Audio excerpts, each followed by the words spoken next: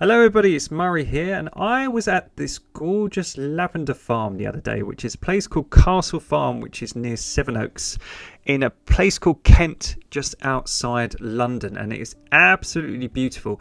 And I took loads of really nice reference photos because I thought it'd be a wonderful tutorial for all you guys to learn how to paint lavender fields. So I kind of created my own painting, and I thought I'm going to teach you today how to paint this gorgeous landscape painting of a lavender field. I'm going to show you how to paint the outline. So I drew my outline with pencil, and then I used bright blue paint to cover over it. And I will pause the video later and I'll show you the actual outline if you want to copy it. But a good rule of thumb is I kind of want a central point for the viewer to look at. And you can even do this trick. Look, you can even use tape, and you can create perspective by just moving the tape to the side, but just hold in the middle so you get straight lines. Or you can use a ruler if you find that easier. But as I say, I will put the reference photo of my outline up in a minute, but I'm just going to show you how I drew the outline, because this tutorial is a little bit more advanced. It's a little bit more harder for everyone because it's more complicated, but it's not too hard. It's still aimed at beginners and intermediate painters, so we're not going to go too photorealistic. But what we kind of want to do, we want all our fields pointing towards the middle. We're going to have some little trees in the far off distance, and I'm going to show you how to use colour to put things far away and how to use colour to bring things close together. So really easy techniques that are really easy to know, and once you know them you can apply them to any painting. So all I'm doing, look, I'm just blocking in these trees. They're going to kind of frame the painting. Let's have some big ones over here. Need some more paint, so let's put this chunky one in here. It's a big daddy. So there we go. Let's make him, and he can have a brother. Let's stick one next to him. There we go. And then we're going to have a little farmhouse. So this could be like the south of France or London, wherever you want it to be. It's this beautiful lavender field. And then we're going to have a far off mountain, sort of hills, which I'm going to again teach you how to push back and make it look like it's far off into the distance. And then we're going to have some low forming clouds. I'm going to teach you how to paint a beautiful blue sky with loads of fluffy white clouds. So the ones at the bottom are kind of going flat, and then the ones that are going up in the sky I'm going to kind of do like diagonal, and we're going to have sort of big marshmallow, sort of cotton wool, lovely sort of fluffy clouds, which I'll teach you how to do highlights and shadows. But a lot of people were asking me in the previous tutorials to show you how I create these designs and how I create outlines. So as I say, I go to these places that kind of inspire me, and then I sort of create my own versions of what I want to paint, and I kind of change things up from my reference photos. But it's always good to go to places and see it in real life. So look, I've got half the canvas as the sky and the background, and then half the canvas as the lavender field. Everything is kind of pointing to this central point here. Look, so all these sort of pathways, the lavender, the what's it called, all the pathways in between the lavender, it's all going towards the middle. Okay, and then we've got, as I say, these faraway trees, this little farmhouse, which kind of gives the painting just some diversity. We've got a far off background, which I'm going to teach you how to paint depths and perspective. And then we've got this lovely sort of sky, which we're going to frame, and again have everything pointing towards the middle, even the clouds. Look how strategic this is. I've even got the clouds kind of pointing towards that point. So what it does, it gets the viewer to look to that point. So look, if you'd like to pause the video and copy down this basic outline, feel free to do so. And these are the colors that I used. They were titanium white, cad yellow, cad orange, rose pink, sap green, cerulean blue, ultramarine blue, dioxide purple, burnt umber brown, and black. All the colors we can mix with these colors. So I have my earphones in. I was jamming away to some music, and I thought, let's go. So these two colors here I've got pre-mixed, but all the colors, as I say, I'm going to show you how to mix, so don't worry.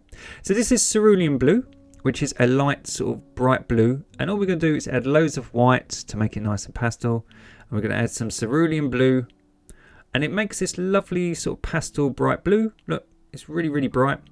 And then if you combine the two, you combine cerulean blue and this colour, which is ultramarine blue, which is a dark, cooler blue, you kind of get royal blue, which is the one next to it. So by adding lots and lots of white, look, we can make this mixture. So it's this royal blue, and by adding white, we make it more pastel. And then look, if you want to make it lighter, so if we have two piles, we can just add a little bit more cerulean blue because it's brighter, a little less ultramarine blue because ultramarine blue is a lot cooler. And then look, we can add loads of white and we can get the other dollop that I've got next to. So look, you don't have to buy all the colours that are in the tutorial, you can just make them with the ones on the list. So if you just think cerulean blue is really bright, it's more turquoisey, and ultramarine blue is more purpley, it's more cooler. And all we're going to do, look, with the lighter of the two shades, all we're going to do is just paint in the horizon. So if you imagine the horizon is the lightest colour of your sky. So what we want to do as landscape artists, we want to paint our horizon nice and light, and it makes it look like your sky is sort of fading off into the distance. And that's a little trick. So no matter what colour your sky is, you always want to make the bottom of it where it joins the land, sort of when the land meets the sky, nice and light. So all I'm going to do, I'm just going to add more cerulean blue, a little bit of ultramarine blue, so it's more bright, and then I'm going to add loads of white to make it more pastel. And it's less cool, look, it's got more cerulean blue than it has ultramarine blue. If I want to cool it down, look, I can just add ultramarine blue. And then all I'm going to do is just got less white in it. I'm just going to paint the middle bit. So as you can see, we're just adding more paint and less white as we go up into the sky. Now I think that the bottom section is just a little bit too cool. But don't worry, the great thing about acrylic paints is we can always correct things. Acrylics dry really, really quickly. If you're in a hot country, sometimes they dry too quickly and you find it hard to blend because they're drying so quick. But because they dry so quickly, we can just paint over them. So if there's anything we don't like, or if you ever make a mistake in the tutorial, don't stress. You can always just correct it and paint over it. So look, all we're going to do, we're just going to create kind of a line across, kind of like a little band. And then all we're going to do is go back to the previous color. And we're just going to blend this line together. So all I'm doing, look, I'm just gently blending it. I'm just shaking my brush kind of back and forth. I'm hardly touching the canvas. And I'm just sort of shading areas. And all we're doing, we're trying not to create a jump in color. If you think the sky doesn't have big jumps, it naturally transits from one color to another.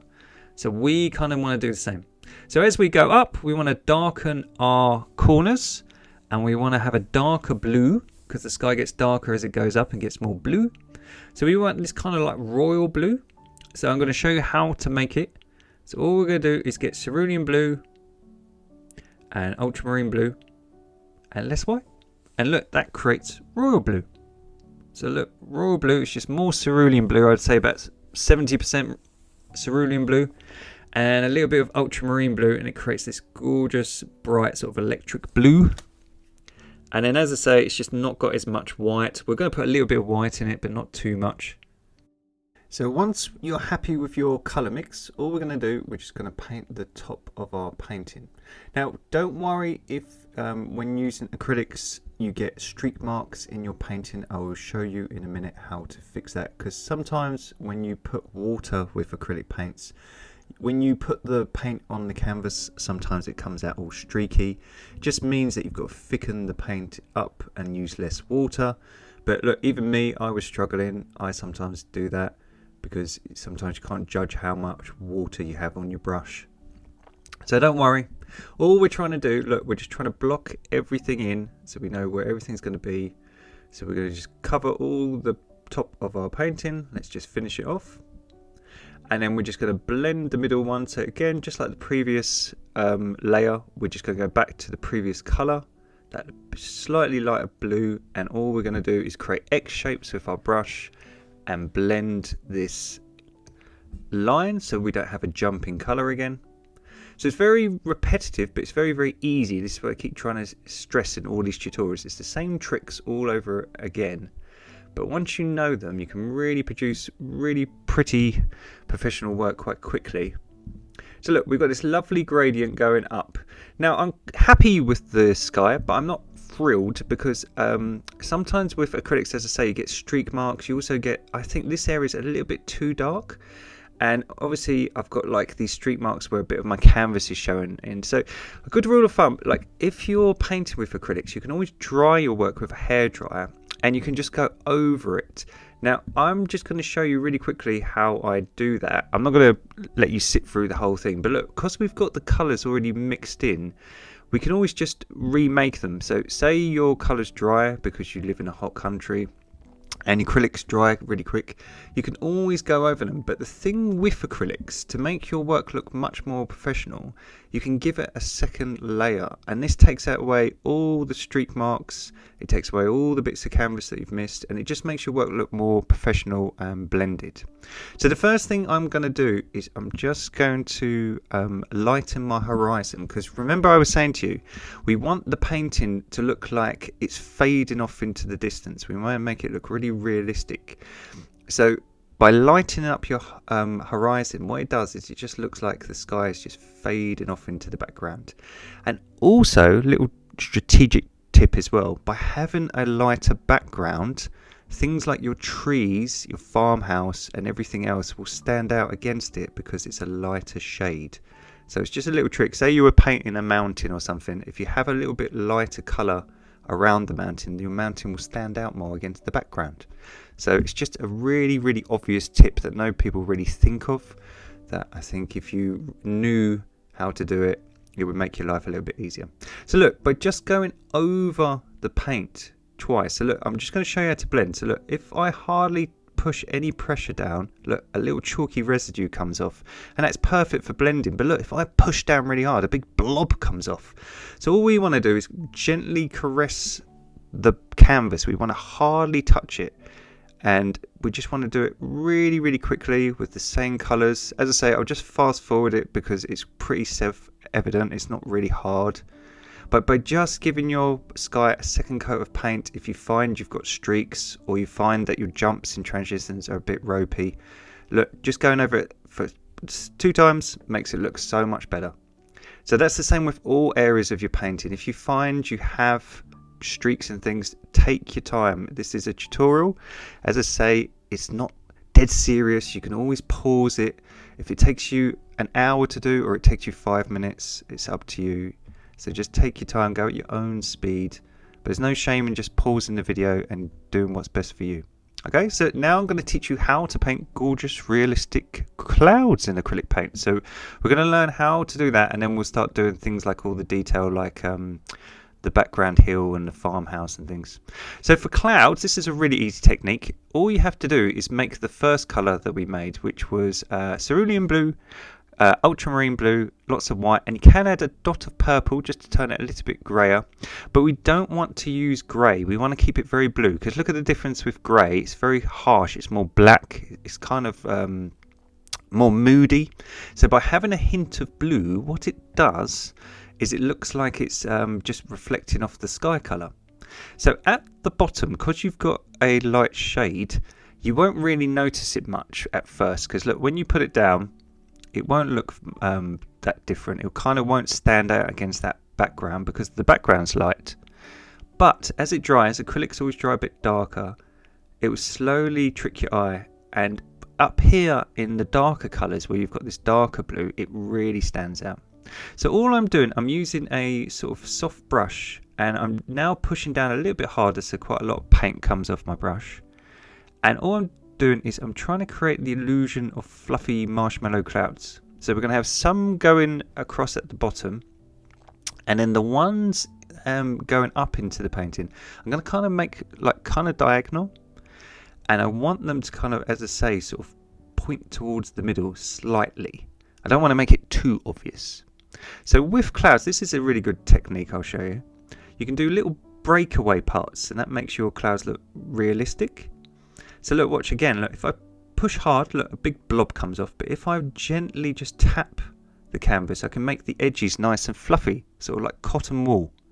So look, by just fluffing up the edges, I can make them really nice and soft. I'm barely touching the canvas with my brush. And the same with some of the breakaway parts. I can make them look really like wispy, like a ghost, sort of like really thin. So look, for the main parts where I'm trying to block in, I'm just pushing down quite hard and I'm filling that paint. But the sort of edges and the bits breaking away, I'm just easing up on the pressure on my brush. And I'm just gently creating these soft edges. And I'm just pushing down really gently, creating these blobs to look like little breakaway parts. And we're trying to link some areas of the clouds together. I still want lots of background sky, so they're highlighted against it. But you can see how real it's starting to look already. We spent like 2 minutes painting them. So just having these little breakaway parts tricks the eyes, makes it look really realistic. So let's just have some areas linking up. Get all these little nice bits of fluff. So clouds are really easy once you know how. And the secret is as well, you want to make them look sort of fluffy and bobbly. You don't want them very square. So it's the same with water. It's kind of like they're more feminine. You want them nice and round and curvy. You don't want them square and straight. So look, I have dried my painting again. And what I'm going to do, I'm going to get a clean brush and just pure titanium white now. And all I'm going to do, look, I'm going to show you a little trick for highlights. So if you imagine if the light is all going to hit one edge, let's have the light hit from the left. All these outer edges are going to be highlighted because imagine the sun is above this painting or this cloud. The light would be hitting one edge and the other edge, it wouldn't be hitting. So all we're going to do is just on one side of the cloud, we're just going to go over it with white. So again, look, I could gradually ease up, look, and just create these sort of like circle shapes and just kind of shade areas and gently ease up and just sort of blend it in. So there we go. So that highlights the cloud. Now this is again another top tip. So I'm giving you all my secrets away in this tutorial. So because we're doing more advanced work, I want to teach you more advanced techniques that will make your painting look a lot better. Can you see now, look, when we're putting the paint now on the one on the left, look how bright the white looks. It looks pretty bright. But can you see to the right, the cloud we've just done, it's getting darker by the second. Because what is happening is that acrylic paint is sort of binding to the paint underneath. And because we put a cool blue down just before it, even though it's dry, we've put white over the top, and that white is now absorbing that colour. So at first, it starts looking really good. You think, "Wow, I'm talented. Hey, I'm good," and it gradually gets darker, and it doesn't look good about 5 minutes later. And that can be quite depressing. That can be quite, like a punch to the face, a kick to the balls, where you kind of think, "Oh God, my painting doesn't look as good as it did 5 minutes ago." But again, the secret is just going over it twice. That is the thing, like a lot of these tutorials won't tell you. That's the difference. So I'm just trying to leave gaps here.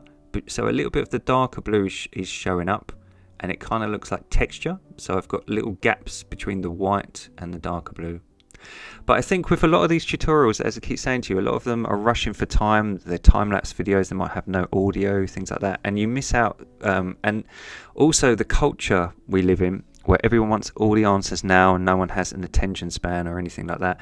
No one actually sits through a video and listens to all the tips, and they wonder why they don't progress because they're not actually like studying or listening. So by again just taking your time and doing all this, look, we've got all this lovely background, we've got this highlights, and we've got all this shadow. So as I say, we want to link the two together. So think of what's it called, light and dark. If we dry it and it has dried a bit flat, that is quite normal, as I say.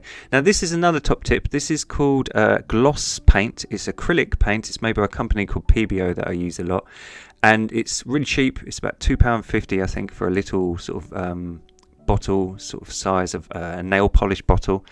And because it's gloss, it's really bright. So look how bright this white is. It's like a really, really bright. And just again, putting that over the top on our highlights can make a big difference. So you don't have to buy that brand. But if you're in an art shop and they have little pots of gloss acrylic paint, all that does is most acrylic paints are matte, which means they dry flat. And gloss just has a bit of a sheen. It's a bit like oil paint, but it's still acrylic paint, so it won't mess up your painting. And as I say, that it's really reasonable. It's not expensive at all, but it does bring your highlights out. But again, sometimes you've got to go over it twice. It's just the nature of the beast. And as I say, like a lot of people who don't necessarily have the patience and stuff, I think that is mainly the difference between someone who's a real experienced sort of master in something and someone who's a novice. It's just homing your skills and just being consistent and doing it over and over again and doing all the unsexy things just on repeat. So if you think of mainly someone like Messi, the footballer, or Michael Jordan or something, how much he practices, he's probably the last one to leave and he's probably the first one there. So as I say, you can't beat just hard work. So look, all I'm doing, I'm creating this gloss, I'm creating little bits breaking away. I've just got a fine brush just to do that. And can you see how much more like electric, how much more it pops just having this bright white. But again, it will absorb some of the colour below. So if we have to go over it twice, we have to go over it twice. As I say, that is the nature of the beast. Just don't worry. And as I say, you can always step away from your painting. Like if you find you do a painting and then when you finish, I do this all the time, a day or two later something's bothering you about the painting, you can always come back to it. You can always fix it. There's no rule to say you can't, that you have to do it in the time allotted for the tutorial. So as I say, don't beat yourself up. Just take your time, go at your own speed. So look, all we're doing the same thing. But you can see, look, even the top left cloud, that diagonal cloud, all that gloss is already dried. Look, it's almost like we just didn't do it. Look, what's that about? So as I say, even me, everyone it happens to, it's not you at home. There's nothing wrong with the camera. It's quite normal. Now, if you were using oils, that's very different. Well, I've got a few oil painting tutorials, but oils are a bit more advanced than acrylics, and they're obviously a lot more expensive and things. So I'm going to do much more oil tutorials because they are harder and they are more realistic, but they always have that sheen. So when you put the highlights over the top, they tend to, you only have to do it once, which is a godsend. But the other downside, because there's no yin to a yang on everything, they have what's it called, they mix, they don't dry very quick. So trying to combat that can be really hard.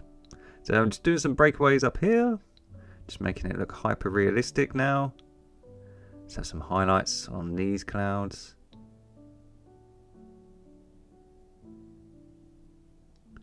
Now I think I've kind of made the bottom a bit too cloudy, but we can fix that in a minute again. That's what I'm saying, is the great thing about taking your time with a painting and kind of being in the zone and relaxing. Like I always, at the beginning of the painting, I don't know if you noticed, I have my earphones in. I make playlists when I'm painting for music, and I make sure I've done all my chores and all the boring stuff. So when I'm in the zone, no one disturbs me. Like a bomb could go off and I wouldn't know, because I'm off and away with the fairies in my own little world. And I think if you're in that mindset where you're just really relaxed and you're flowing with it, you can normally do your best work. So I don't listen to the radio, because I find things like the news, well, I don't even watch the news or listen to the news, because I find it's always depressing and half the time it's garbage. So I don't really listen to it.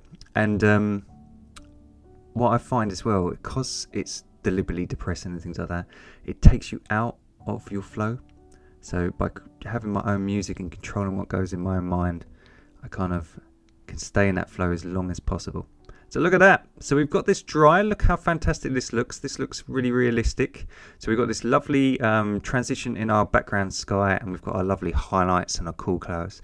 Now, as I say, I think I've done this a bit too big. So what I'm going to do, I'm just going to put some blue in between these white clouds just to separate it, because I think it looks a bit like Independence Day or something, where there's a big like giant cloud coming towards the farm. So all I'm going to do, I'm just going to get a small brush. Oh, my paint's dry. Let's mix some more. So let's just make some of that sort of royal blue, which was cerulean blue and ultramarine blue, and loads of white to make it pastel. So try your best just to match the colours if you're like me and your one dries at home. If you find you can't match it, you can always do it and then just paint over it. That happens to me quite a lot. So sometimes I think I've got it matched. I kind of think like that. And then when I lay it down on the canvas, it might be too dark or too light. But again, you can just paint over it. That is the great thing about acrylics. They're so forgiving. So look, all I'm doing, I'm just getting a brush and I'm just poking in background sky holes. So if you've watched the previous tutorials, we do a lot of this, where all we do is once we've got the blending down and we've got everything how we like, if we don't like the shape of the clouds, we can always just mix some of the sky and create background sky holes. So as I say, look, you can barely notice it here because it looks like the same color, but once it dries, what it'll do, just create a little bit of separation between the clouds and the sky, and it will just make it look more realistic. Just having a bit more blue sky will just make it look nicer. So it's quite a long tutorial today, obviously, because it's much more advanced, but don't forget to like and subscribe. We have over 170 step-by-step painting tutorials on the channel. What I'm trying to do for everyone, I'm trying to create playlists for everyone. So there's lots of different sections. There's things like how to paint water, how to paint sunsets, how to paint oceans, how to paint forests, for example. And I've made them into playlists so you can learn and try to find things easier. There's an oil painting section as well, as I was saying. So if anyone wants anything painted, like this one was an idea that I had simply for the fact that I was in this place and I thought it was gorgeous. And I thought it would make a great tutorial for all you guys. But lots of people now are starting to tell me ideas that they want. Someone wants a nighttime water scene. Someone else wants things like the Northern Lights painted. So we're going to do all of them in the next few weeks. So if there's any ideas for painting tutorials or any techniques you would like to learn, that's the other thing I want to do. I want to do some videos on like how to do things. Like, for example, we could break this down and have how to paint clouds and have this as a little video. So if there's anything technique wise or anything you want a tutorial on, please put that in the comments, and don't forget to like and share the videos because it really helps the algorithm. So there we go. Look, I am finally happy with my sky. We've got our darkened corners that get you to look towards the middle. We've got our pointed clouds, and we've got this definition now in the cloud, so it looks hyper realistic, and it only took what, 15 minutes. So it's not long. So now we're going to work on this area where we have the tree line, our farmhouse, and we have that faraway hill, and then we'll work on the actual lavender field itself. So for the faraway hill, we want to make it look really far away, and we're going to do that really easily, literally in 2 minutes, by using really funny colors. Now the reason they're funny is you probably wouldn't think of this, but the sky is blue. And the sky is going to be reflecting on that hill. So we're going to start with blue, and we're going to put lots of white. So I've got ultramarine blue, which is cool. So think of like a purpley blue. And we can even add a tiny bit of our cool purple. Now that cool purple, if you haven't got it at home, you can make that with pink and ultramarine blue. And we're going to put some light grey into it. Now light grey, all it is white and black. So loads and loads of white and a dot of black, and orange, believe it or not. So lots and lots of white, a dot of black, and a dot of orange makes light grey. And by adding light grey to your ultramarine blue, you can get a nice cool pastel blue. So again, look, if you lay a colour onto your canvas and it's already looking dark, it's going to dry even darker. So look, I've noticed that. I've gone, ooh, that's too dark. That's bringing it too close. Because the thing with, so I'm going to add some white just off camera. Excuse me, and my palette, I couldn't fit it in. But look, all I've done is added white to lighten it. Because by making your pastel colour for the background, what it does is it pushes that hill into the distance. So a good rule of thumb is dark colours bring things forward, and pastel lighter colours, muted colours so to speak, where they haven't got much brightness, they're quite muted, less vibrant, they push things into the distance. So just having that sort of blue as a background colour pushes it off so it looks like it's really far away. Yeah. So now we're happy with that. What we can do is a bit boring just being blue. We can make this colour. Now this is called olive green. So again, you don't have to buy it. We can just make it. You can get some yellow and you can get some sap green. So yellow and sap green. I've got a lighter shade in between that I've just mixed, but all it is this colour, like yellow and sap green. And that kind of makes this olive colour. Now to make it more boring and less vibrant and less colourful, we just put purple in it. So purple's a really, really good colour. Purples, browns and greys are really good for sucking brightness out of your colours. So by adding purple, it just kind of makes it more mustardy. But it's still really harsh. So just like the blue, we can put some more blue into it to make it look like it's getting some of that sky colour. And we can make it more pastel by adding white. So just think of this rule. If you want to push something back, add some of the sky colour, which is blue. So if we had a red sky, we would add red. So whatever the sky colour is, we want to add that to the mix. And by adding white to make it pastel, and by adding things like purple or grey to your colour, you can suck a bit of the vibrancy out. So now we've got this like sort of really sort of boring-y, sort of bland sort of green. Okay, look at that. It's not exactly exciting. It's like a pastel boring green. Let's add a little bit more yellow just to make it a little bit brighter. But that is perfect. So now we can get a small brush and look, watch this. All I'm doing, I'm just adding sort of diagonal lines and I'm leaving gaps just like we did with the cloud, just so little bits of that blue are shining through. And all it looks like, some areas of the hills are in the sun and some areas which are the blue are in the shade. So again, yin and yang, it's the same technique. What areas are in the sunlight and what areas are in the shade, because the ones in the sunlight, they're warm and they're getting sunlight, so they're kind of this bright green or this muted green, so to speak. And the blue is the bits that the crevices in the hills that are more in the shade. And it makes it look 3D. Look at that. And because it's going over the top of that blue, it will absorb some of that blue, and when it dries, it will look hyper realistic, simply for the fact, look, and it tricks your eye and it looks far off into the distance. Now for the opposite, if we get some sap green and we want to bring our trees closer to the viewer, we're going to make it darker and more vibrant. So we're going to add sap green and burnt umber brown. We're going to add a bit of that ultramarine blue because it's still back in the distance, so we want to add a bit of the sky colour.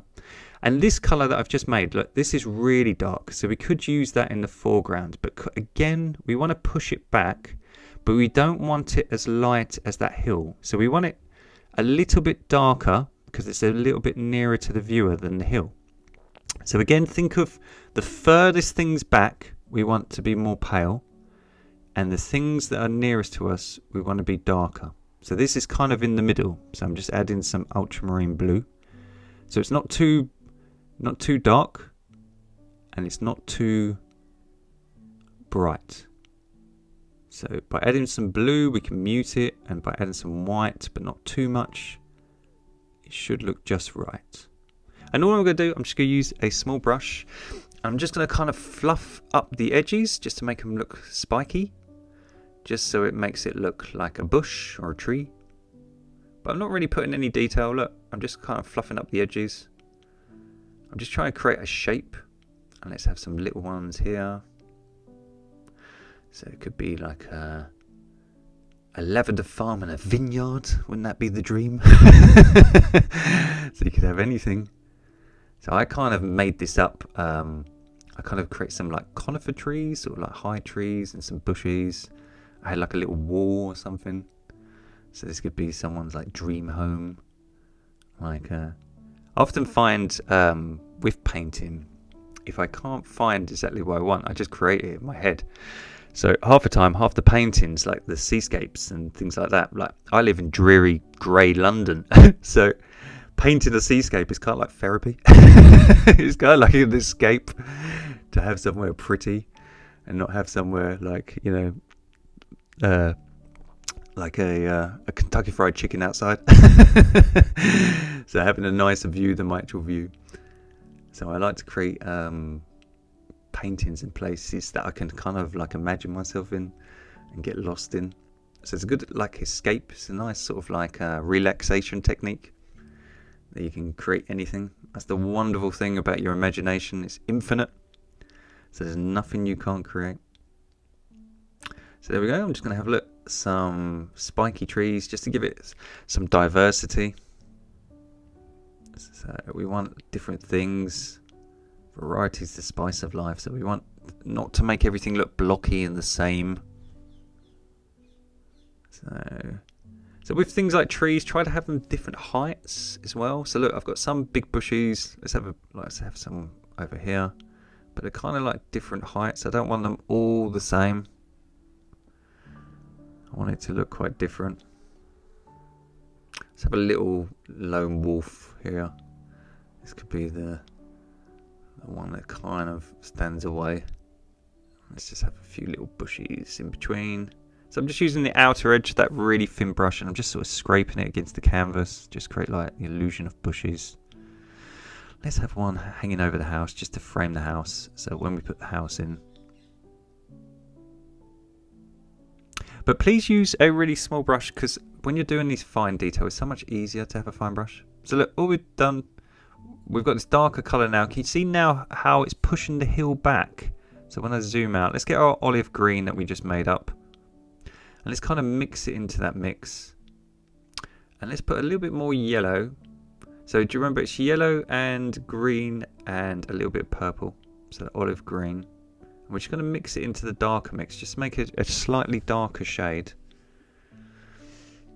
And all we're going to do, we're just going to put some highlights on our trees. Now I'm just going to add a little bit more brighter green, which is just green and yellow. That's all it is green and yellow, that middle one.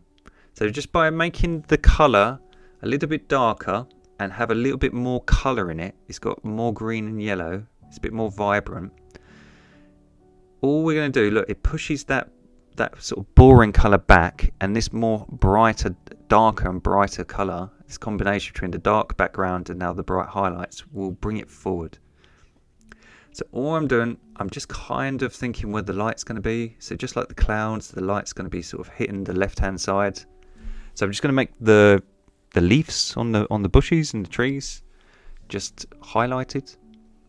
But I'm still going to, just like we did with the background mountain and the clouds, I'm still going to leave areas of the dark shadow colour to be present so it looks like texture. And look, if you find it's too bright or it's a bit overwhelming, you can always use your finger just to smudge it. We're not putting like super detail. Like with this zoomed in, it looks quite scruffy. But when you zoom out, that's the great thing about painting. It's quite, it's like magic. You can kind of trick people's eyes. So even though it looks quite rubbish and scruffy when you're really this close in, like we are literally zoomed right in. But when you step away from the painting, it will look really realistic. So just put some little highlights on each one on the left-hand side. So I'm just trying to create like the illusion of the sunlight. So all matches. Look, so if that was the tree, one side's getting the sunlight and one side's getting the shade. But can you see our mountain now in the background? Like how cool that looks. It's looking like it's really far away, isn't it? And again, that's what took 2 minutes. So you can use that trick all the time if you're doing any landscapes. So hopefully, like as I say, like in one tutorial, you're learning 5-10 really valuable lessons. And the great thing about that is you can then go and create your own landscapes and create your own bits and bobs.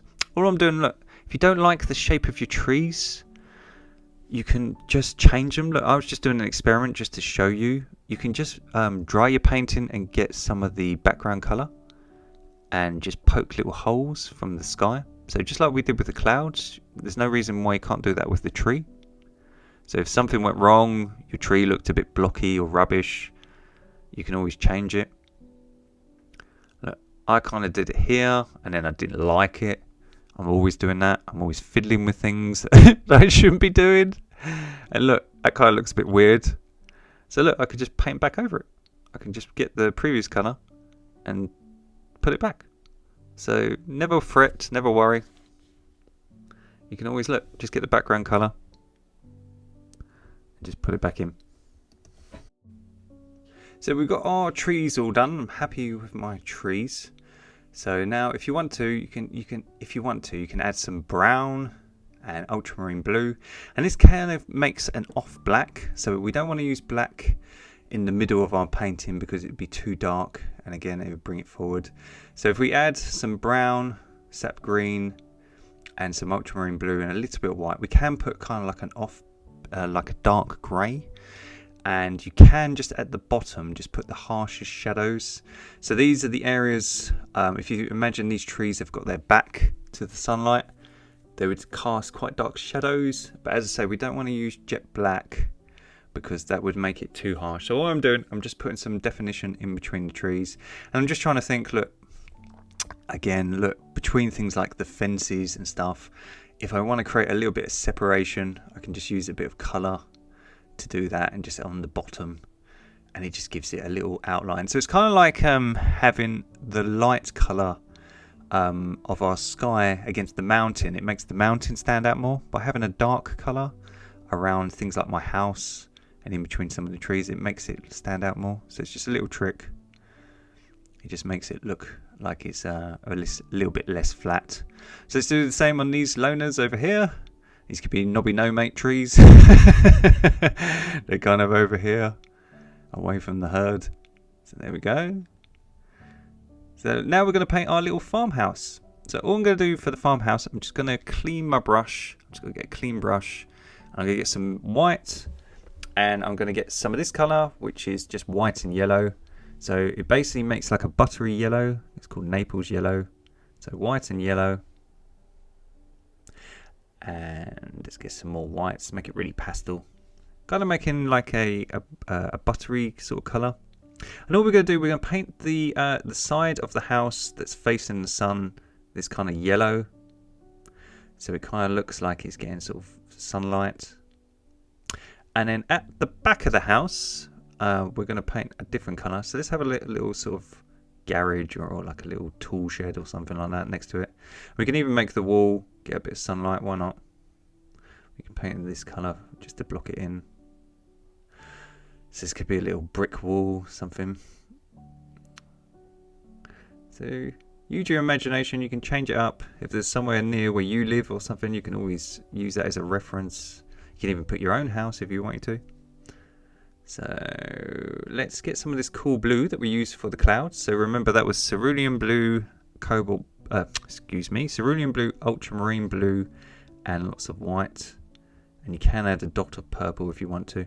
And all we're going to do, if you imagine this side of the house is not getting much sunlight, so it's a bit cooler. So we're using warm colours one side and cool colours the other side. And if I zoom out for you, let's get some of that pastel yellow and white. And let's get some orange now. And let's make a peachy colour. So yellow, orange and lots of white makes kind of like a really nice pastel peach colour. And let's paint the roof that sort of colour so it can have like nice sort of brick tiles. So you get these sort of like lovely sort of vineyards, sort of farms and places. So let's have some nice sort of bright tiles on the top. Just makes it look pretty. Let's make sort of a diagonal roof.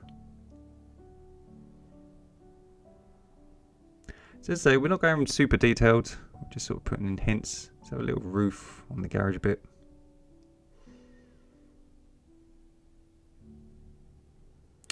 And then let's get some of our light grey, which was white, black and orange. And let's just kind of outline it. So the great thing about light grey, it's really soft. It's not very harsh. So when we're outlining things, we can make everything look a bit more defined. But it's not like things like black where it's really like comic-y and really harsh. So just by using this grey, we can just make it things like little definitions and outlines. If any areas are a bit scruffy, we can use our sharp edge of our brush and just sort of neaten up areas. We can even put like areas that are in the shade a little bit, getting less sunlight. So this part of the wall wouldn't be getting as much sunlight as the other part. And then even a wall, mine's a bit wonky. Why don't we just sort of fix it? When you're painting things this small, it's hard to do any detail because it's so tiny. But we can try, can't we? So there we go. So let's get more paint and we'll try to paint a straight line. Painting a straight line is actually really, really hard because the brush kind of wiggles as you're moving it. So there we go. Let's just make our wall a little bit like it's coming down there. Do some grooves on it. And then look, you can even darken up the grey a little bit. So if you want to, you can just darken it up, go over it twice. Just want a little bit of shade under the roof because you do get like a bit of shade, and just a little bit darker on the windows and the little door, just so you know where it is. I'm just going to go around the top just to make it look straighter. But please use a tiny brush because it's so much easier. So now we've got this background created. That's taken us a while, but it's starting to look really, really cool, and it does bring all the painting to life. So now we're going to do the lavender fields. So we're going to learn how to paint the lavender fields, and that's going to be the easy bit. So let's dry all our painting because we're going to put tape over the top, and we don't want it ripping off our previous painting. So make sure you dry your painting before you apply painting tape, please. And we're going to mix yellow and orange. So more yellow than orange, please. Let me just get some clean whites because I've got loads of paint in mind. So we're going to get some white. So loads of yellow, loads of white, and a little bit of orange. We're going to add a tiny bit of our olive green just to mute the colour. And a tiny bit of our light grey just to mute it. Not too much because we don't want to turn it really dirty. And all we're going to do, we're going to paint in, we're just going to block in where we're going to have this sort of edges. Now, when I went to the lovely castle farm the other day, it was the height of summer and it was a heat wave. So all the grass and things was quite barren in places. Some areas were really, really nice, green and luscious, but some areas were, because of the heat, were sort of dry. So I kind of did that yellow at first, but later on in the tutorial, I kind of painted green. So you can always paint those two that I've just done green if you want to, like a light green, or I'll show you later how I did it. But these paths that I've done just in the middle, I want this sort of yellow colour because it's kind of like in between the lavender fields, you get kind of like dirt where it's all planted in. And as I say, in the summer, it's quite dry and it looks quite yellowy. So what we're going to do, we're going to use this darker yellow first, and then we can put things like highlights and shadows over the top. So by putting sort of a medium yellow for the paths, we can use light yellow for highlights and dark colours for shadows later. So now we're going to paint the lavender. So I'm going to teach you how to paint lavender fields. So we're going to get purple, and we're going to just put a bit of our light grey into it. So we're using dioxazine purple and some light grey just to mute the colour. So look, see how it sucks some of the vibrancy out, just makes it less harsh. We're going to add some ultramarine blue just to make it cooler. So again, just think, if you want to make things darker and cooler, just add things like blues and purples. So, and all we're going to do, I'm going to use a big brush. I'm just going to block her in. So again, just like when we painted the sky, if you find your work is streaky, or even mine, it's got loads of white canvas showing in bits while I'm painting it, don't worry. Trying to paint within the lines is quite difficult with a big chunky brush like I'm finding now. So what you can do is you can just try to paint in the overall shape, and then you can, what's it called, use a small brush to get rid of all the sort of bits and bobs like here if it looks scruffy and you don't want to go over your edges. So I'm just going to speed up the video a little bit because it's not hard. All I'm doing is blocking in with one solid colour. The great thing about painting the outline in our blue, it should still be there. So even though I've painted in a darker colour in the purple, I still can see that blue shine through. So I know exactly where to have my divides for my lavender field. So that is cool. So we're going to go over the edges and we're going to put highlights and detail to make it look 3D. So don't worry, as I say, if you've got little bits of white canvas showing. So we're just going to block her in. Here we go. Really easy.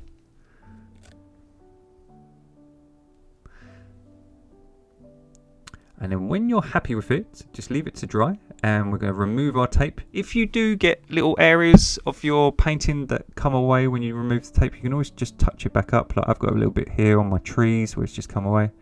So I can always just go back and touch it up. There's no bother.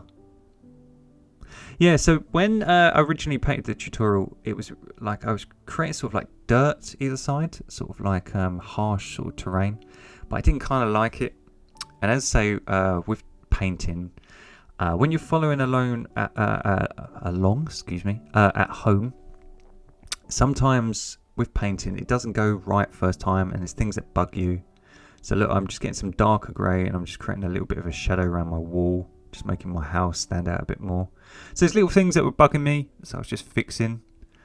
But things like the sides, even though I think when I had like reference photos, it was really dry, I don't think it looks very nice, so I'll probably paint it green towards the end. So I'll show you how to do that. So all I'm just doing now, I'm just getting some darker grey and I'm just trying to create a little bit of separation between that sort of grass and the house. So the light is coming from the left in all areas of the painting, so we want that for the lavender. So if you imagine these lavender fields, they're going to have light one side and we're going to have shadow on the other side. So I'm going to teach you how to mix these colours and I'm going to teach you how to paint lavender fields really, really easy. So we're going to make a sort of cool purple, which is this colour, which is pink, ultramarine blue and white. So pink, ultramarine blue and white, and you should get this colour. And then we're going to add some of our grey to it.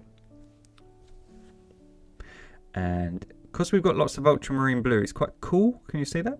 So pink, lots of ultramarine blue and white, and add some light grey to it. And we're going to use a fan brush, and we're just going to make it a bit more pinker. We're just going to add a little bit more pink. I think it's a bit too cool. So we can warm it back up with pink. And what we're going to do, we're going to use the fan brush, look, just first to create the edge along my blue outline that I can still see.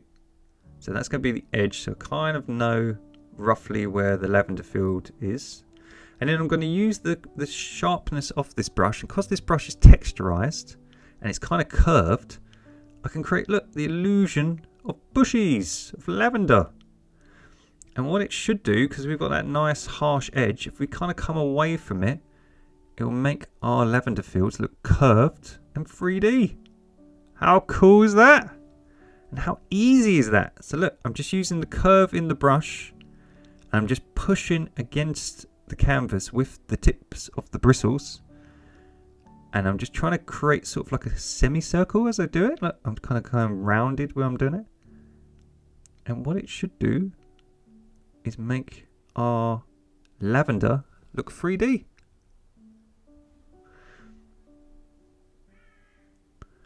So let's go all the way to the edge. And then let's create our light, because the light will be coming down here. So the left hand side will be getting all the light. Let's do this one.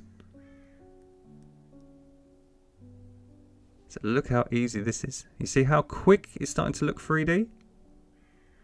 It's amazing, isn't it? And again, these brushes, a fan brush is just named after the shape, are literally £1 or $1. So investing in one is a godsend. It's so handy. It's just like having the right tools if you're doing some building or something. It makes your life so much easier to do the job. So look, we're going to put the light in. We're just going to do the same. We're just going to create these bristles. See how quick it's coming together? And let's say, don't worry if it's scruffy. We're going to go over it with highlights and shadows. We just want to create the shapes. So again, look, the light is coming from the left. So this area is going to be all lit up.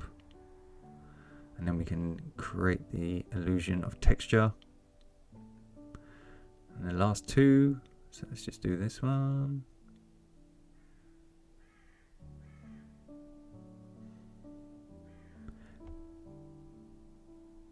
So let's say if you were doing this photorealistic, like we're painting this in an hour and 26 minutes, I think the video is, or 25 minutes or something like that. Like if you were doing this and you wanted to make it photorealistic, you can literally just spend a day doing it and just taking your time on every single step and reworking areas. So I'm just doing it quick, but it does, look how cool that looks already with very minimal effort. That literally took 2 minutes and it's already looking 3D. So that's what I'm saying to you. Having the right techniques and the right tools makes everything look really cool. So we've got this dark medium shade. We've got the lighter shade. So these are kind of like the mid-tones. These are kind of like the medium tones. So we want to create a really dark shadow color and a really bright highlight. So why don't we do the shadow color first? So let's get some ultramarine blue, some burnt umber brown and some ultramarine blue and mix them together. And that creates our black, but not quite black. So look, it's dark, but it's not quite as dark as black. It's perfect. It's like a really dark grey. And we're going to add purple, deoxazine purple to it to make a really harsh purple dark shadow colour. So burnt umber brown, ultramarine blue to create a really dark colour, and add purple. And all we're going to do, we're going to put the really dark outer edge, and we're going to stop about here in the middle because we don't want the dark edge to go right to the back, because remember that's meant to be far away. So we only want our harsh shadows in the foreground, so we want it to look like it's near us. And all I'm going to do, if you think one edge, if the left hand side of our lavender is in the sunlight, the right hand side is going to be in the shade. So just try to think of yin and yang. So if you have a light, you're going to have a dark. And it's the same on the clouds, same on the trees, same on the house. So it'd be the same on the lavender fields. So as I say, I don't want to go too far back towards the middle with this dark shade, because I want it to look like it's fading off into the distance. But here in the foreground, it's going to be really casting dark shadows because really far away from the sun. So lots of you have done sunset paintings. It's almost like a silhouette. And the really cool thing, we've got this sharp brush. Look, we can create sort of spindly shadows. So lavender's quite spiky, and you get loads of bees and wasps and things like that who come to get all the pollen, which is lovely. So they tend to have like really spiky shadows. So what you can do, look, you can just get your sharp little brush and you can use that dark shade just to create shadows. So let's do here. Now, even though the light is coming from this side, it still would have a harsh border because some of the areas would be underneath that that side, and it still would be close to the viewer. So you would still get a dark outline. So you can still use that color just to outline the lavender. So let's do this one. And I'll show you how to do it just sort of like real speed, and then I'll speed the footage up because it's just the same. It's the same with blocking in an area of the painting. There's not much difference between doing one section and another. It's the same technique. So once you know how to do it, it's the same for all sections of the painting. It's very repetitive, but as I say, it's really soothing and just relaxing. Try to create somewhere where you can get lost in your own creation. And I love lavender. I think it's so pretty. It smells so nice. My wife always gets like a bouquet of it and sticks it on our front door and things like that, so it smells really lovely, the house. You can even get like lavender jam and ice cream from this place. They have really cool things. Lavender chili chutney, which is absolutely yummy. Bit of cheese, bit of a cracker, some chili chutney. Good times. Like, so they have some lovely munchies. Like it's a cool place. So I want to make this bottom corner dark because I'm going to sign it here. So all I'm going to do, look, I'm just going to shade this area. All paintings, I kind of make my corners dark anyway because I want to make you look towards the middle. But I always make my left hand corner really dark because I'm going to sign it. And you've always got to take into account when you do sign a painting that you might have a frame on it. So always sign it a little bit away from the outer edge and a little bit up from the bottom of the painting. So if you're going to sign it in the bottom left, always sign it about, I'd say, a centimetre or two up and a centimetre or two away from the left hand edge. So I'm just going to do the same on the other edges just to show you, but I'm just going to speed the footage up a little bit. So the reason I'm speeding up the footage is because it's the exact same principle. The secret is if you just do your outer edge first, look like this, and then just come away from the edge and just create sort of little fake divots on that side. That's what I do. Look, I just create the outer edge first. I just want to make sure I'm not too dark as I go towards that middle point. And then once I've done the outer edge, look, do the outer edge and then just create the divots afterwards. Look, really, really easy. And then what you should do is you should have 3D lavender fields. So we've done all that. And then what we're going to do now, we're going to make a lighter shade of grey. So we're going to get some light grey, which was black, white and orange. So black, white and orange. We're going to mix it with our burnt umber, ultramarine blue and purple mixture. And we're going to add lots of ultramarine blue and purple to it. So by adding grey and ultramarine blue, look, we can make a bluey grey. So it's not as harsh. So you see that? It's like a bluey grey.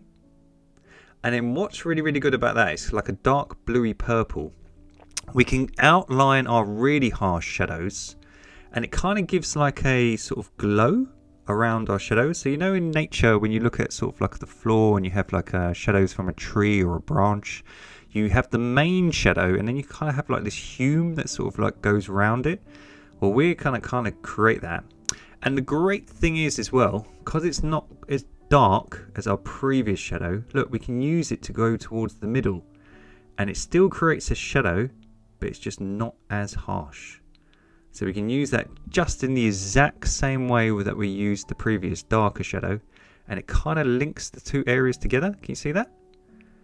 So it kind of tricks your eyes again. So all we're doing, look, we're using a softer shadow as we go further back into the distance. And look, we can do this. We can use our really small brush and we can create like the illusion of pebbles and texture. So this is another way to make your work look more 3D really quickly and easily. So just all these little tips, this is what I keep trying to say to you. They just make your work look much more realistic. And you've got to remember as well, like we're zoomed right in on this painting. So the painting's always going to look really scruffy when you're like literally got your nose like a foot away from it, like literally right in its face. But when you step away from it, like at the end of the video, and when you see the video, like the thumbnail, or when you see the picture at the beginning, it will look super realistic, because all paintings look a bit scruffy when you're close up to them, unless you're super, super detailed and you spend forever on them. But as I say, with these tutorials, you can really paint realistic work that look really realistic. And the more you zoom out, the more it will trick your eye. So now we're going to add highlights and bits to our lavender field. So we're going to make it look a bit more real. So we've got all our shadows on. Everything's looking really, really cool, but it's looking a bit bland because it's a bit too dark and it doesn't really match our sky. So we can get this color, which is called rose pink, which is just a lovely bright pink. If you haven't got pink, you can just add red and what's it called, white, to get pink. And we're just going to add a bit of purple to it. So we're just going to cool it a bit down because it's so bright. We want it a bit like a medium tone. So by adding purple to it. And all we're going to do, look, on the left hand side, we're just going to add some highlights. So again, I'll show you how to do a few of them, and then I'll fast forward it a little bit because it's the same technique. But all we're doing, if you imagine what we did exactly with the shadow on the right hand side, we're now doing the highlights on the left hand side. So again, yin and yang, baby. Always the same. So look, I'm doing the outer edge first, just like we did with the darker shade, and then I'm coming away from that edge and creating the illusion of the bristles of the lavender. So again, just like you did with the trees, try to make them bobbly, try not to make them all the same, and that will just give the illusion of texture. So I'm leaving gaps, so that lovely mid colour, that cool purple, is in between, and then you've got the shadow colour. So all we've done, if you really think of it, we've laid the foundation, and now we're putting in all the finishing touches now. Everything's coming alive. Everything's starting to look 3D. And as I say, none of it's hard. It really isn't. It's not hard at all. You just got to be patient, and you just got to like go through each stage. You can't skip stages because it won't work. So get used to it taking a little bit of time. Be comfortable with that. Just relax, enjoy it. As I say, life is so fast paced. I think people don't know how to be grounded anymore and just relax and be present. So painting is wonderful for your mental health and relaxation. So look at that. It's starting to look really 3D. As I say, I don't want to make it too bright here in this corner because I want to sign my gorgeous signature. I got to get my credit to get my cheddar. So look, I'm just going to fast forward it, but it's exactly the same principle. The light is coming from the left. So I'm going to make the left-hand side of all these ones a little bit brighter. I'm just gradually letting it fade out. And we're going to do the same there if I zoom in for you. And again, just like the clouds, when you first lay the paint, look how bright and pink that looks. It looks great, doesn't it? But if you look at the lavender on the left-hand side, it's already starting to, dry in and absorb some of that dark purple. So again, it's quite demoralizing when you add some of these colors. So let's add some pink and some white just to make a lighter shade. When you add some of these colors sometimes, it looks really cool at first, and then you look at it now and you think, God, I just did that. Why do I have to bloody do it again? That's a bit of work, isn't it? But that is the secret to acrylics. That is, as I say, what a lot of these tutorials aren't necessarily teaching you. It's just the truth of the matter. It doesn't matter what brand you buy. And please don't, like a lot of people are always going to me, what brushes do you have? Or what magical paints do you have? Like, it's not the paints or the brushes that make you talented. It's your attitude and you practicing and being consistent, as I keep saying to you. Like, if you're Muhammad Ali, it doesn't matter what boxing gloves you put on, you're still going to be Muhammad Ali. So don't worry so much about spending a fortune on things. It really doesn't make that much of a difference. Work on, as I say, like trying to get better. And if you have to go over things, just having the patience to do it. So look, all I'm doing, I'm just going over it with pink and white. So same technique over and over again. So as I say, this is probably the part of the video where everyone fast forwards because it's not really exciting. It's just repetitive. But I've got to sit here and talk. But this is probably, the bit where everyone's getting a cup of tea. Trust me, I would be doing that at home. I don't blame you. So look, we're just doing all this. So it's looking really, really cool. It's starting to really take shape. Now, to add a bit of detail, again, you don't have to do this, but I'm pedantic and a bit OCD with things. So I'm just going to show you. If you add sap green and burnt umber brown and dark blue to get our really dark shadow color, but a green version. So just like we did with the purple version, we're doing a green version.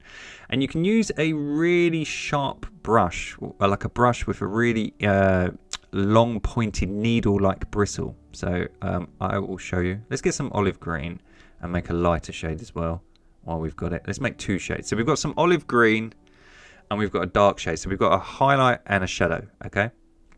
And let's add a little bit of yellow just so it sticks out, and some light green. So adding yellow and green, we're just going to turn it more lime. So we've got a dark and a light again. Surprise, surprise, a highlight and a shadow. And look, if you get one of these needle-based brushes, again, they're literally like a pound. What you can do is you can put some of the stalks from the lavender. So if you ever go to a lavender field, or you ever see one, they have loads of kind of like sharp bristles sticking out, where they have all the bees come and all the beautiful butterflies and things like that. It's actually really wonderful if you like walk through the sort of dirt tracks. You're just surrounded by like wildlife, like bees and butterflies and stuff. So it's actually really cool. And they have all these sort of stalks sticking out. So what you can do is in the foreground, you can add some of them with a really sharp brush. So again, having a really elongated brush Look, I can do really sharp pencil lines almost, look. And then mix in between the two. So look, I've got some dark ones in the foreground. I can have some that, again, some highlights. So some where the sun is hitting those sort of stalks, and you get some like bright highlights on these sort of bits. So again, you don't have to do this. I'm a bit funny because even though I can't help myself, even though I try to make these easy tutorials for all of you guys, sometimes parts of me just do these things that are a bit more advanced and I can't help it. So I think it looked quite cool. You don't have to do it. You don't have to be as weird as me. And you can use this colour. What's the cool thing? You can actually use this colour to have some grassy bits on the path as well. So again, on the path, you get things like grass that is kind of like withered and dried up because obviously it's hot. So you get little tufts and things. So you can rub your brush and create sort of like the illusion of colour and things like that. So again, I'm just going to fast forward it. But that's all I was doing. Look, I was shading areas a little bit green just to make it look like some of these stalks and branches. And I was also putting some green on my path just so it looks a bit more 3D. You can even use that as a shadow and it looks like tufts of grass. So look, I can have some little ones. It's so tiny, you basically don't notice. But again, it's just all these little finishing touches. If you want to do them, make your painting look really cool. And I thought it's great to leave in the tutorial because if someone is more advanced, these are the little things that probably they're crying out to know that they wouldn't necessarily know. So look, just creating a little sort of green shadow, little bits. Again, it just makes my work look more 3D. So look at that path compared to this one. So look, if I want to do it on the same on this path, it will just make it look more matching. And then, as I said, I think it's too barren either side. So I'm going to make, while I've got that colour, I'm just going to paint these edges more green. And I just think it's more aesthetic. It makes it look a bit more realistic and pretty. So let's just have some of that green either side. And that looks much nicer. It's really annoying. When I was painting this painting, I work in a really bright sort of studio. And it's all natural light, and it was actually, the sky was just like the sky in the painting, and it was really cloudy. So 1 minute it would be super bright, and then a big cloud would go over it, and the next minute it would be super dull, and it was really affecting the lighting on the painting. So I'm sorry if the color of the painting looks a bit bleached and the light looks bright 1 minute and then it looks a bit cool the next minute. But unfortunately it was just a really cloudy day. And no matter what I did, it just kept changing, I noticed on the edit. So what I'm doing, I'm just getting some of my bright pink and purple, and I'm just merging that grass into my lavender, just so it looks like it's natural and it's kind of fading into one another. So again, it just makes the area of the painting look more real. So I'm just using a brush, and while it's still wet, I'm just kind of creating a nice sort of pink area, just so it looks like it's merging. We can put the shadows back in a minute. So if you just think, if you rework areas like now, look, I've reworked this area and I'm making it more pink. I've kind of painted over all the shadows in the middle, look, that are sort of pointing to the end of the paths. So I can just put them back.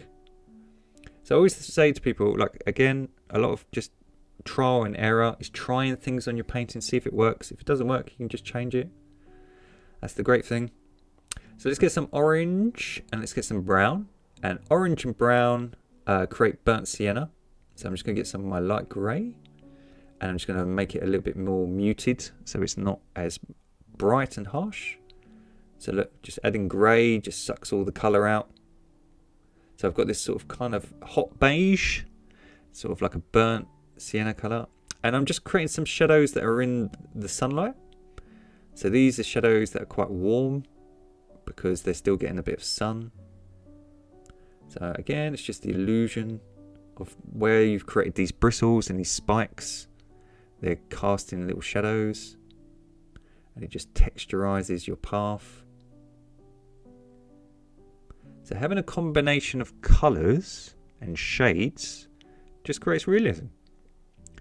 So think of, I keep saying to you, yin and yang, some of the shadows are hot. So look, we can get some white and yellow, and we can create really hot bright areas. So these are bits of the path that are just getting absolutely bleached in the sun. So we don't want too many, but this is like, so you know when we're painting sunsets and we have the shimmer on the ocean, well, that's normally like the really sharp sunlight and it sort of shimmers down on the ocean. Well, it's kind of the same with this dirt path. We're going to have bits of the sun that have got a clear sort of bit of the path that they're sort of beaming down onto. So again, just all these different techniques. More advanced, but none of it's particularly hard, as I say. It's just more time consuming. Don't forget, guys, to tag me with your versions of the tutorials. I had 3 this week of the paintings we did last week that are absolutely fantastic. Some of the people's work are so good. Like, I'm really, really impressed. I'm just putting in some of the hints of the path here. I'm going to see if I like it. If I don't like it, we can always take it out. So I'm just using that bright yellow just to create hints of more dirt shining in between. But I think it would be kind of blocked with the lavender anyway, but we'll try it. We'll see what it looks like. But yeah, don't forget to tag me at mstewartpaintings with your versions of the tutorials. And what I like to do is I like to put them on my Instagram and my Facebook stories and shout them out so other people can see them. And also gives you a bit of props as an artist, showing how fantastic your work are. But some of the people's versions of my tutorials are absolutely phenomenal. So, and the great thing is some people do a version and they completely change it and they do their own version. They add stuff, and I love that. I think that's really cool. So I'm just going to get some pink and white. And as I say, look, all my highlights kind of didn't work here. So I'm just going to get some pink and white and I'm just going to sort of put them back. I'm just going to make them look a bit neater. So as I say, don't be afraid to experiment. Don't be afraid to try new things. Sometimes it works, sometimes it doesn't. I've literally filmed probably 50 tutorials that never make YouTube where I do a painting and it all goes completely wrong and it ends up in the bin because I get the rage. So as I say, everyone has good days, everyone has bad days. Sometimes I've done my best work where I've actually left the painting and then gone and take my dog for a walk, or just gone and do something completely different, like go to the gym or something, and come back to it a day later or so. And because I'm not in a bad mood anymore, I suddenly rework the painting and it comes out phenomenal. So that happens to me all the time. So if you find you do get stressed when you're doing it and you do find it hard and you feel like you're getting a bit negative in your self-talk and you're sort of talking to yourself, be compassionate to yourself. Like, don't beat yourself up too much. It's only a tutorial, as I say. There we go. Look, we're adding these highlights. If my path's a bit scruffy in the middle, we can fix that. Just want everything to look pretty. And as I say, because we're zoomed right in, it looks a bit more scruffy than it actually is. But when we zoom out in 2 minutes, it's going to look wicked. So I'm just going to get my path colour. And I'm just going to put back in the shadows for the path because I think I made it a bit too scruffy. So let's just join these areas with a little brush and just put it back. It's not perfectly perspective. Doesn't really have to be. So as I say, like, even mine, look, it's not absolutely perfect. Doesn't really matter. It just kind of gets the job done. So let's just make this shadow look cool. And then let's make this one look better. It's a bit wonky, but who cares? There we go. Let's add this one. And then the last one just here. I think that's looking awesome. And then all I'm going to do, I'm just going to take a look anywhere where I think it's a bit scruffy, like here. I'm just going to neaten up. So sometimes if you're painting, the last 2 minutes really is just like finishing it off, just noticing things you don't like. So just here, I'm just going to make the shadows a tiny bit darker, just a little bit of an outline.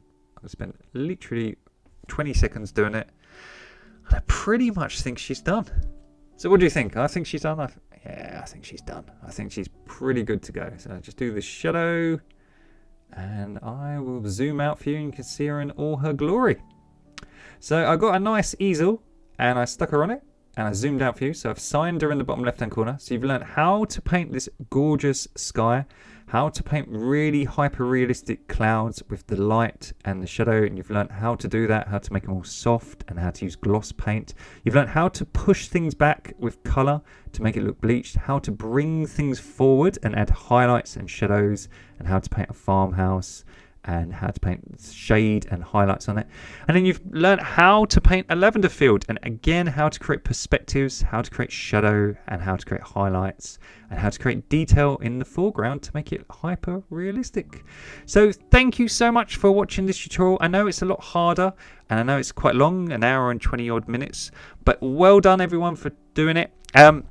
Don't forget to tag me at mstuartpaintings with your versions, and don't forget to like and subscribe. Thank you so much for everyone who promotes the channel, and happy painting everyone. I hope you enjoy the tutorial and see you soon. Take care. Bye.